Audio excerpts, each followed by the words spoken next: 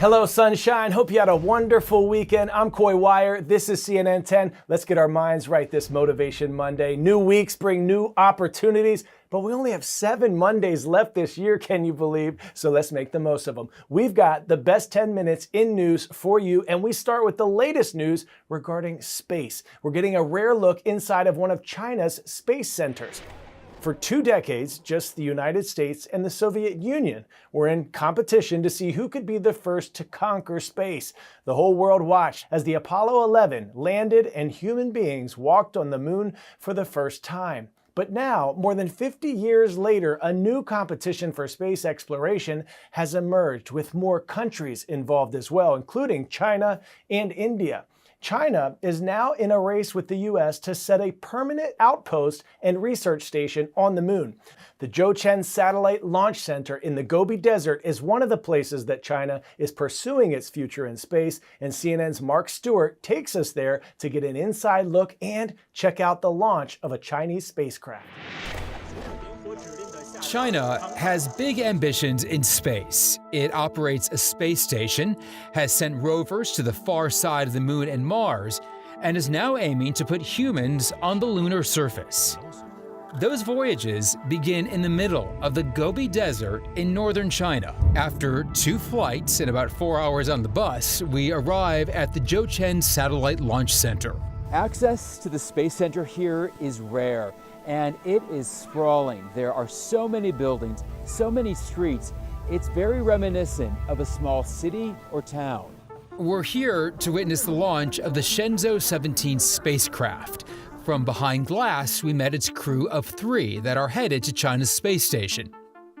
Since 2011, the US government has effectively banned NASA from working with China in space, contributing to a 21st century space race with 2 superpowers, both aiming for the moon and beyond.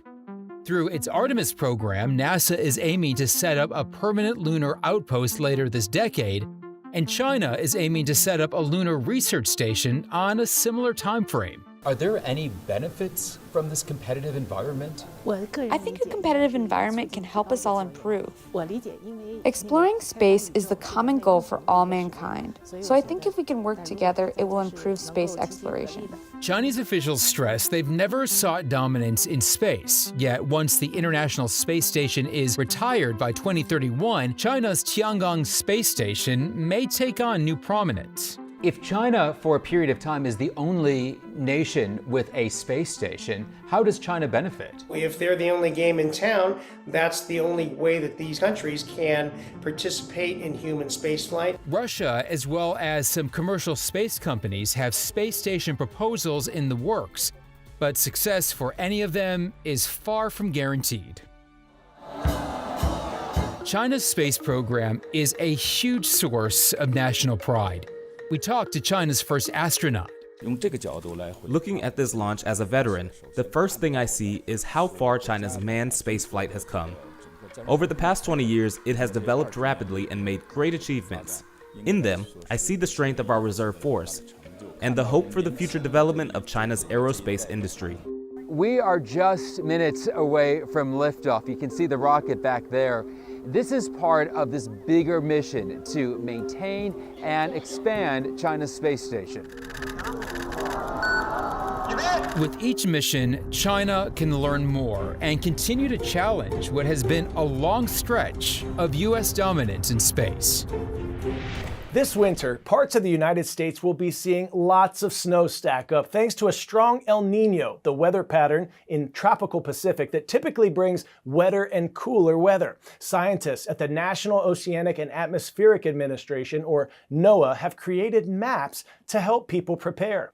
The maps show snowfall during all El Niño winters and during moderate to strong El Niño winters, and this one that shows the number of years with below average snowfall during the 13 moderate to strong El Niño winters. These maps, though, give a sense of what we might expect. They're more like historical guides, not crystal ball forecasts for the upcoming snow season. This El Niño, though, is predicted to be the most powerful the contiguous United States has seen in 8 years, when it caused the warmest winter on record. While every El Niño winter is unique, it usually brings wetter and cooler conditions to the southern U.S. west and drier, warmer weather up north. And that's exactly what's on the horizon for this winter. 10-second trivia. Which of these college degrees is considered the highest level of academic degree? Master's, associate, doctoral, or bachelor's? Just what the doctor ordered, the doctoral degree is the most advanced diploma symbolizing a person has mastered a specific area of study. This year, we've talked about the growing influence, potential, and emerging concerns of the impact of artificial intelligence across many industries. But what about education? It's a question many college campuses are dealing with.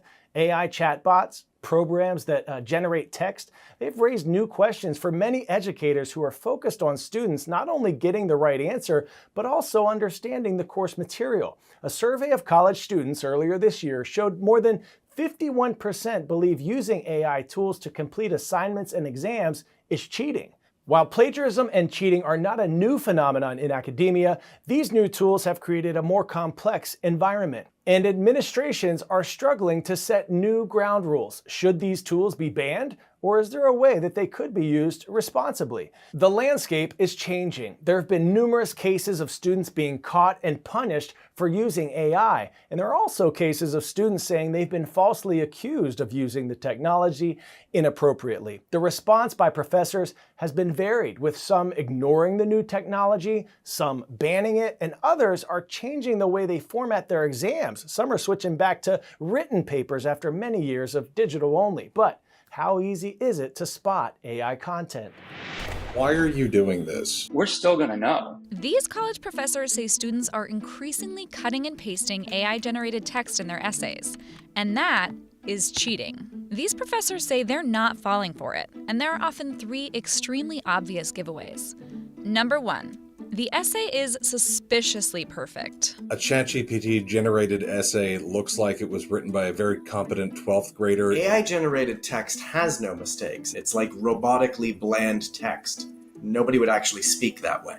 Another giveaway, the essay has no human voice. The built-in voice of a model like ChatGPT is the voice of a 50-year-old compliance lawyer. It seems to lack vibrancy. There's not a lot of authentic student voice or experience in there. An AI-generated text feels like an essay that's written by an intelligent person who has never had a class with me. And third, AI essays often cite false research. Perhaps the biggest thing that a ChatGPT generated essay can do is shake the instructor's own confidence in what they know about the source material. It will just make things up. It will attribute ideas to people that could never have had those ideas. It'll combine perfect grammar with something that's like obviously false. It can't distinguish between fact and fiction. It can't distinguish between information and disinformation. It will look like it's quoting and it will look like it's citing,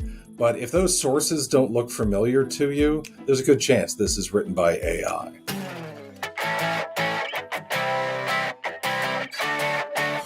All right, you ever wonder what's behind your feline friends' furry faces? Today's story, getting a 10 out of 10, is all about expressions of catitude. Scientists observed 53 cats interacting at a cat cafe in California over a 10-month span. The study found that domesticated cats have 276 different facial expressions. They determined that about 45% of those expressions were friendly, good kitty, while 37% were aggressive.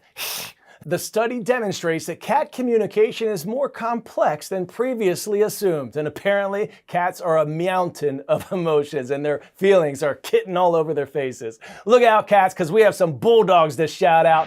Dunbar High School in Lexington, Kentucky, rise up. And we are also sending love to Tecumseh, Oklahoma. Tecumseh Middle School, shine bright this Motivation Monday. You never know when, you never know how or for whom, but you are going to be the light someone needs one day. I'm Coy Wire, and we are CNN